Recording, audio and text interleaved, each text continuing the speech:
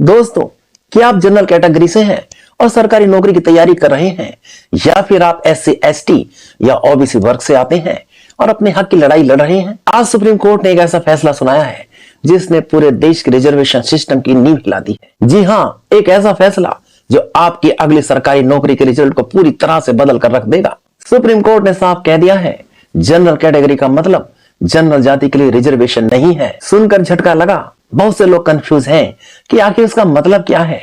क्या जनरल वालों की सीटें कम हो जाएंगी या फिर आरक्षित वर्ग को अब डबल फायदा मिलेगा? आज के इस वीडियो में हम इस ऐतिहासिक फैसले का पोस्टमार्टम करेंगे। हम समझेंगे कि आखिर राजस्थान की एक भर्ती से शुरू हुआ ये बवाल दिल्ली के सुप्रीम कोर्ट तक कैसे पहुंचा, और सबसे जरूरी बात, इसका आपकी नौकरी पर क्या असर पड़ने वाला है। नमस्कार, मैं हूं अजय कुमार और आप देख रहे हैं bright future Ajay channel.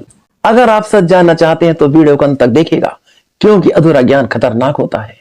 Channel को भी सब्सक्राइब करें और बेल आइकन दबाएं ताकि नौकरी से जुड़ी हर खबर सबसे पहले आपको मिले। तो चलिए कहानी शुरू करते हैं राजस्थान से। साल था 2022। राजस्थान हाई कोर्ट ने जूनियर जुडिशियल असिस्टेंट और क्लर्क की भर्ती निकाली। 2700 से ज्यादा पद थे। लाखों उम्मीदवारों ने फॉर्म भरा, लेकिन जब मई 2023 में रिजल्ट आया तो सब हैरान रह गए। हुआ ये कि SC OBC और EWS कैटेगरी की कट ऑफ जनरल कैटेगरी से भी ऊपर चली गई। जी हाँ, आपने सही सुना, आरक्षित वर्ग के बच्चों ने जनरल से ज्यादा नंबर स्कोर किए।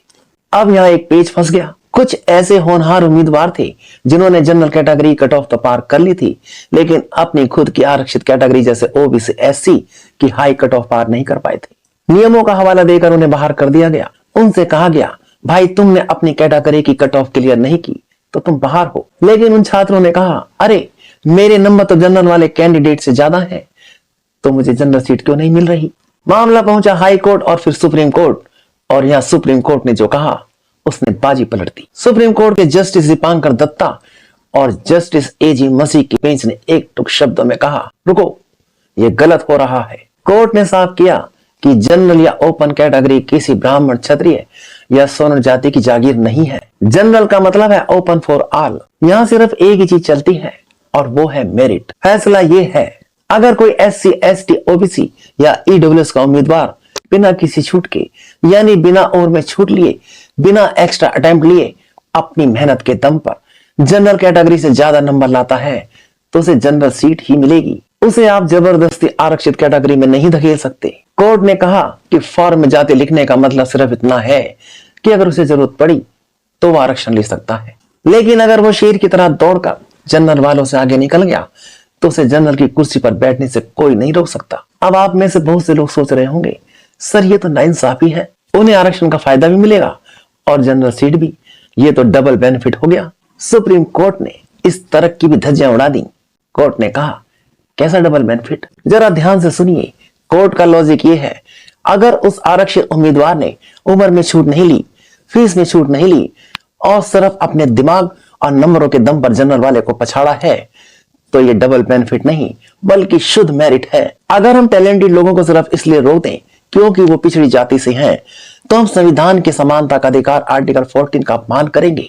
यानी अब मेरिट का नियम सबसे ऊपर है, जाति बाद में, काबिलियत पहले।